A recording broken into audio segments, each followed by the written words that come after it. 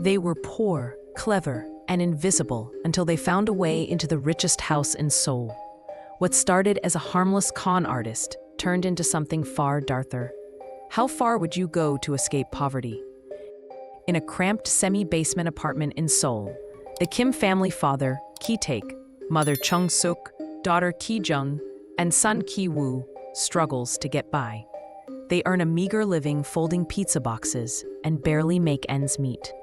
Their poverty forces them into desperate measures, like holding their phones up near the bathroom window to steal a neighbor's Wi-Fi, or leaving the windows open to let in the fumigator's toxic smoke to kill pests despite having to inhale the chemicals themselves.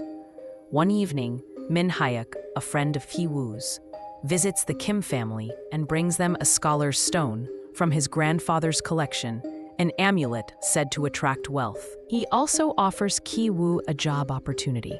Since Min Hyuk is about to study abroad, he wants Ki-woo to take over his job tutoring the daughter of a wealthy family. Although Ki-woo never finished college, his strong English skills from military service and repeated attempts at the university entrance exam make him a good fit. His sister Ki-jung, skilled in graphic design, can forge the necessary documents to make him look like a university student. It's not a big risk. The wealthy family's mother is known to be gullible, and with Min Hyuk's personal recommendation, Ki-woo is likely to be accepted without question. Dressed in his best outfit and armed with the forged documents, Ki-woo heads to the upscale neighborhood where the Park family lives. He's greeted at the door by the housekeeper, Go Kmun-gwang, and soon interviewed by Mrs. Park. As expected, she barely glances at his credentials and relies mostly on Min Hyuk's recommendation. However, she insists on observing the first tutoring session to ensure Ki-woo is respectful and capable. Ki-woo begins teaching the Park's daughter, Da-hae, who is initially shy and startled when he suddenly grabs her wrist.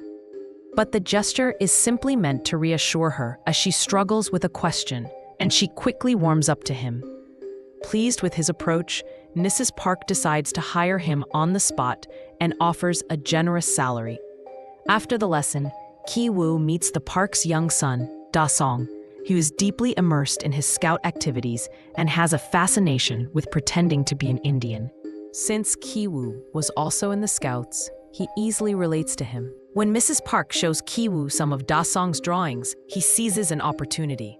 He praises the art as if it were the work of a gifted child, and, upon learning that Mrs. Park is looking for a new art teacher, since none have lasted more than a month, he recommends Jessica, a talented art therapist who is supposedly his cousin's classmate.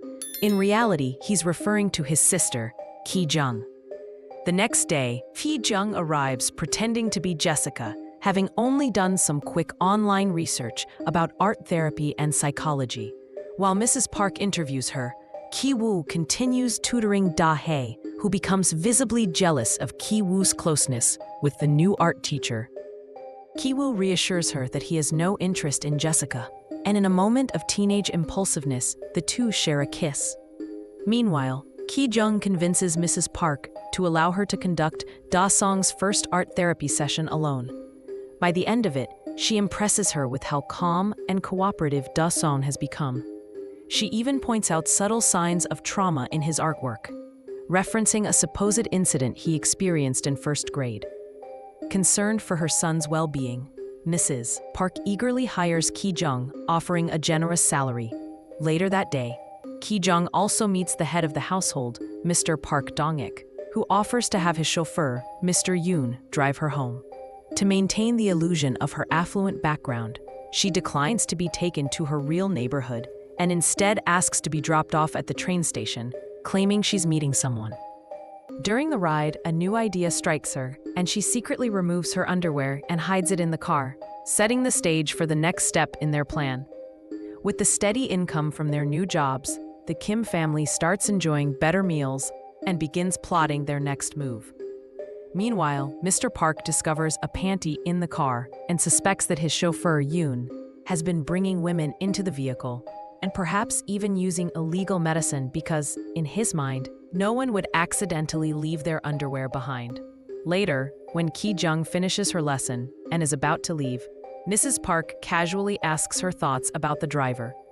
Ki-jung slyly brings up how Yoon insisted on driving her all the way home instead of just to the station, planting doubt in Mrs. Park's mind. Not wanting a scandal, Mrs. Park decides to dismiss Yoon quietly. At just the right moment, Ki-jung recommends someone more mature and reliable to her so-called uncle, a former chauffeur. That uncle is actually Ki-taek, her father, who once worked as a professional driver.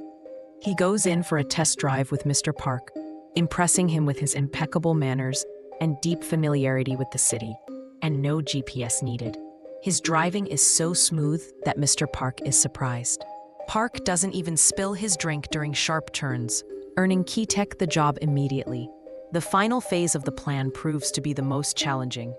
Moon-gwang is clever and deeply rooted in the household, having worked there since the previous owners.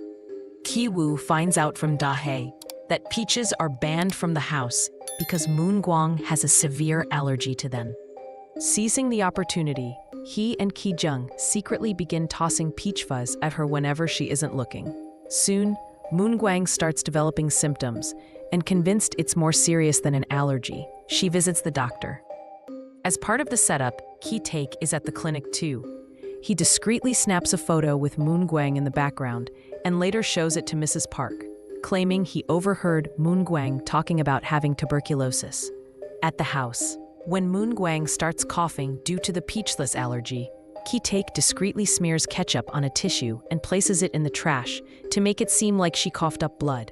Embarrassed by the idea of having a sick employee, Mrs. Park begs Ki-taek not to mention it to her husband and dismisses Moon-gwang under a fabricated reason, telling Mr. Park that she resigned on her own. Concerned about the lack of helper around the house, Mr. Park mentions the issue to Ki-taek. In response, Ki-taek hands him a business card from a so-called prestigious agency he once nearly worked for, encouraging Mr. Park to suggest it to his wife. Unbeknownst to the Parks, this agency is just another part of the Kim family's elaborate scheme. The phone number on the business card actually belongs to a second line Ki-jung set up specifically for the scam. When Mrs. Park calls, Ki-jung poses as a secretary, requesting a stack of official documents to make the agency seem legitimate. Eventually, Chung-suk is hired as the new housekeeper, completing the Kim family's infiltration into the Park household. However, Da-song starts to notice something odd, that they all have the same distinct scent. It isn't the soap that they use, but the lingering smell of their cramped semi-basement apartment. One day, the Park family goes on a camping trip and leaves Chung-suk in charge of the house. The moment they're gone, the rest of the Kim family moves in temporarily. They spread out across the luxurious rooms, feast on gourmet food, drink the Park's expensive wine, and enjoy the lifestyle of the wealthy. Ki-woo even sneaks into Da-hae's room to read her diary, dreaming of proposing to her once she's accepted into university.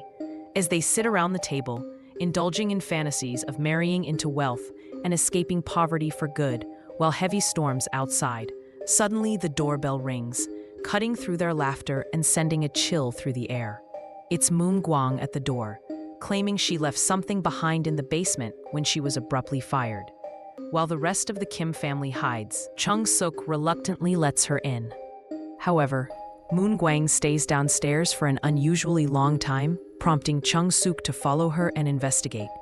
She finds Moon-gwang struggling to move a heavy cabinet. When Chung-suk helps her shift it, they reveal a hidden door leading to a secret underground bunker, where an emergency shelter built by the home's architect and former owner.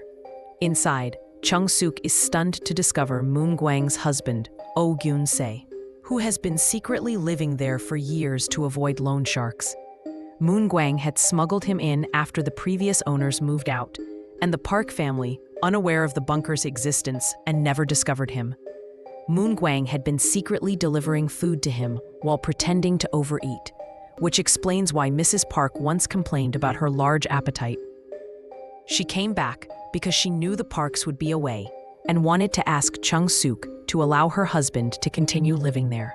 She even offers to pay her in exchange for help, but Chung-suk firmly refuses and threatens to call the police. Just then, the rest of the Kim family who had been eavesdropping slip and tumble down the stairs, exposing themselves. Moon Guan quickly takes out her phone and records them using family terms with each other, confirming that they're all related. With this evidence, Moon Guang and her husband flip the situation on its head, blackmailing the Kims by threatening to expose their entire scheme to the Park family unless they comply with their demands. They all head upstairs, where the Kims are forced to crouch in a corner. Moon Guang mocks them, calling them pigs for leaving the house in disarray, claiming that when she and her husband used to sneak around the home during the Park's absences, they always treated the architect's design with respect. While she scolds them, the Kims spot an opportunity. They suddenly lunge at the couple, where Ki-taek pins down Gun-se. Ki-jung hurls peach fuzz at Moon Guang to trigger her allergy and knock her out, and Ki-woo scrambles to snatch her phone and delete the incriminating video.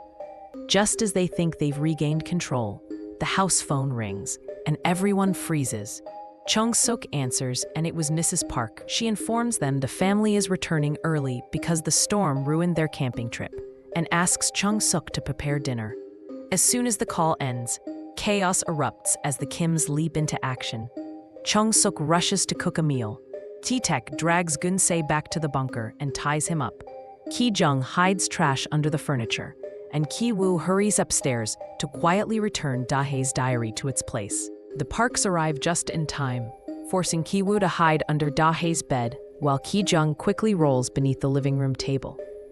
Meanwhile, Moon Guang regains consciousness and attempts to flee, but Chung-suk intercepts her and shoves her back down to the basement, causing her to fall and hit her head.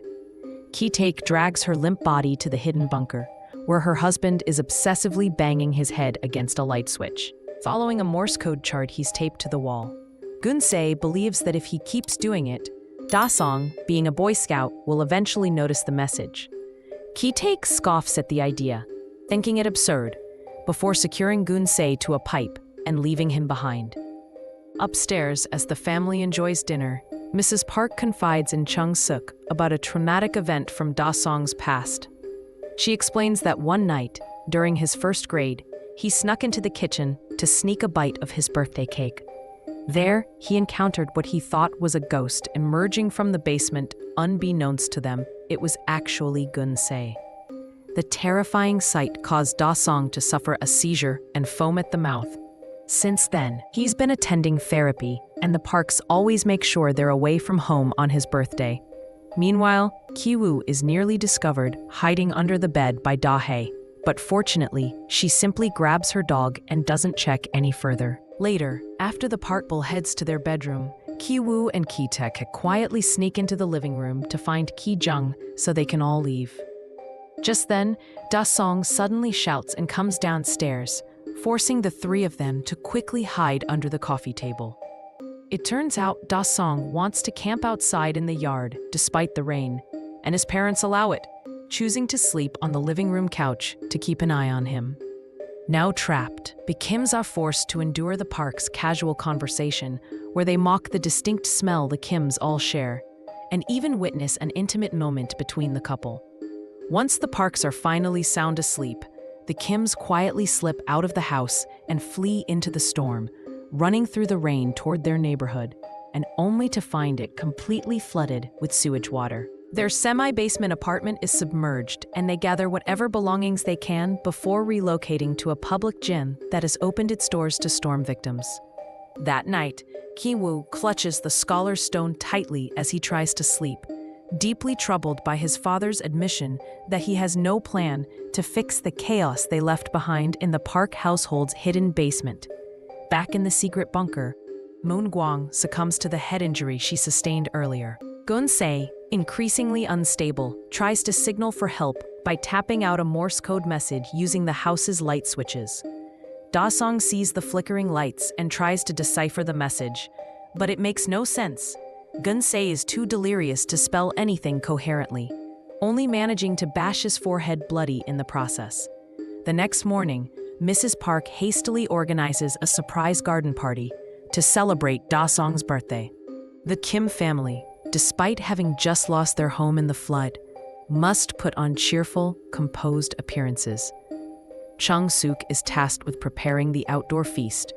Ki-taek drives the park couple around to pick up party supplies, while silently enduring their complaints about his odor.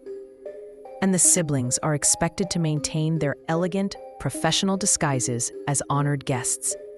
During the party, Mr. Park and Ki-taek wear Indian costumes for a planned skit where they'll heroically rescue Da-song's birthday cake.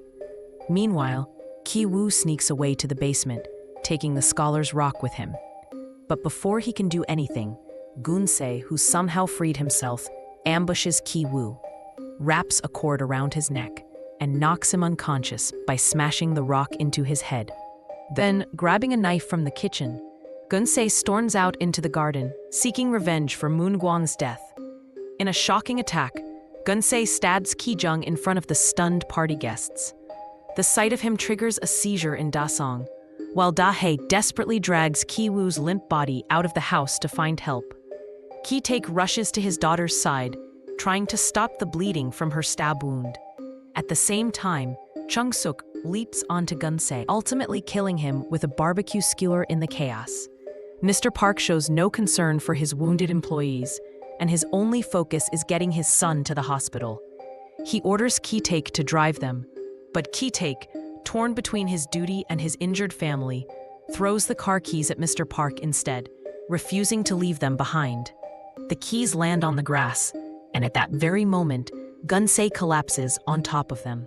When Mr. Park tries to retrieve the key, he noticeably holds his nose in disgust as he moves Gun-se's body. This small, callous act of prioritizing his comfort over a dying man becomes the final straw for Ki-taek. In a burst of rage, he grabs the knife and fatally stabs Mr. Park before disappearing into the chaos. Weeks later, Ki-woo awakens from brain surgery. The trauma and the operation have left his mind fragile, and he can't stop laughing. And even as he learns the devastating news, his sister has died, his father is missing, and he's been arrested. He faces trial for fraud, but is released on probation, as the violent events are deemed acts of self-defense. His laughter finally fades when he sees a news report about the now vacant park residence, and only then does the crushing reality of what happened truly sink in. Neither Ki-woo nor his mother knows where his father has gone, but for a time, detectives continue to follow them, hoping they might eventually lead them to him. Months pass, and once the media frenzy dies down and the police lose interest, Ki-woo climbs a nearby mountain to secretly observe the park residence, now sold to a German family, unaware of its tragic past. While watching the house, Ki-woo notices something unusual, and the lights are blinking in Morse code. To his shock, he realizes it's a message from his father, who has been hiding in the underground bunker all along. His father buried Moon Gwang in the backyard and survives by sneaking into the kitchen at night for food. Every day, he sends Morse code signals through the lights, hoping Ki-woo might one day notice them. Back in the small apartment he still shares with his mother, Ki-woo writes a heartfelt letter to his father. In it, he promises to work hard, earn enough money, and eventually buy the house so that one day they can be together again. And that's where the story ends. If you like this video, don't forget to hit the like button and subscribe. Also, hit the notification bell to get updated on every video that we upload. Thank you and have a great day.